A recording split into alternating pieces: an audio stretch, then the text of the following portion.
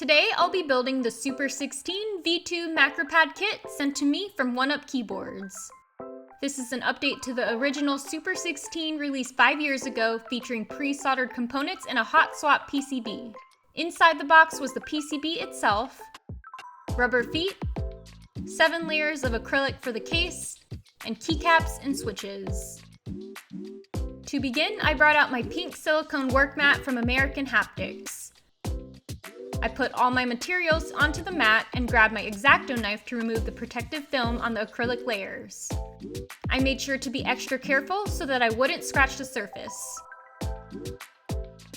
Because I'm documenting this process, I wanted to go ahead and assemble the case so that I could take photos of it prior to the build, so I stacked up the layers and brought out my Fantic electric screwdriver.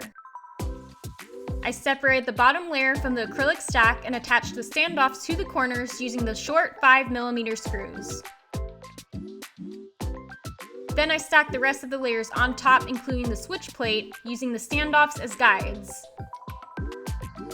I used the remaining long 12mm screws to close it all up, and here's how it looks so far. While I'm here, I decided to go ahead and stick on the rubber feet too. Seeing the case fully built reminds me of how perfect this Macropad is, paired with the slant 40% keyboard from 1UpKeyboards. As you can see, it has a grid layout for 16 keys and it has a nice minimalistic design. I received mine in the color Milk, but there are 5 other colors to choose from as well.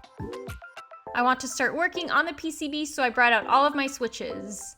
This kit came with 16 Tecsee Ice Candy linear switches, which you can also find on the 1UpKeyboards website. Next was to remove the PCB from the packaging. Because I'm not 100% set up for filming yet in my new home, I had to test the PCB off camera.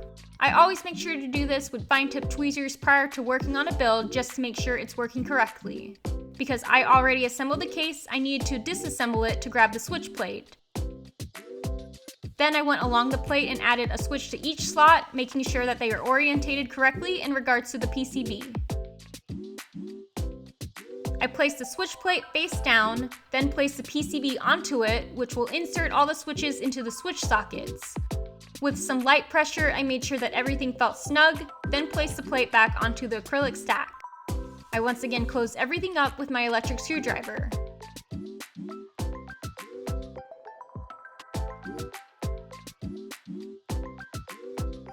The Macropad is now ready for keycaps, and here's how it looks.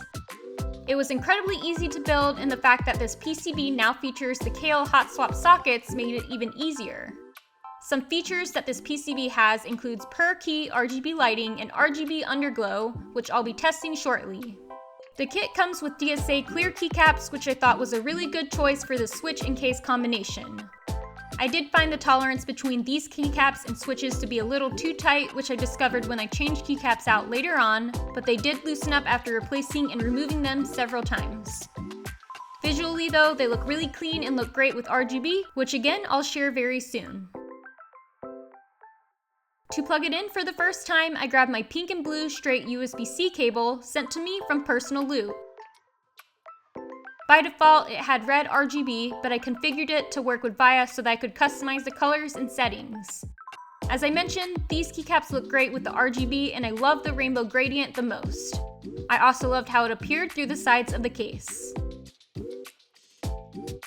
I want to create one more look for this Macropad, so I brought out my Novelty keycaps from the DSA Milkshake keycap set I bought a few weeks ago. I added them to the Macropad to create a small rainbow gradient, and I think it looks pretty cute. Overall, while this was a very simple and quick build, it was definitely a fun little project, and now I have a really cool Macropad at the end of it. I really have no complaints here, and I enjoyed it so much that I can't wait to make the pink one that 1UpKeyboards also provided. One cool feature that I didn't touch on during this video is the fact that the Super 16 V2 now supports 2 EC11 style rotary encoders, which is something you can add on when you purchase a kit. You can also choose from a large variety of different switches that can come with your kit, but you can definitely just buy the case and PCB and use your own. At the time of filming this video, the Super 16 V2 Macropad kit starts at $50 USD, and you can find it at 1UpKeyboards.com via the link down below. I highly recommend also checking out some of their other kits because they're always a lot of fun to work on and will always make a fine addition to any keyboard collection. A project like this is perfect for beginners, especially if you aren't familiar with soldering, and it's a great introduction to the structure of many acrylic cases that you can find in the hobby today.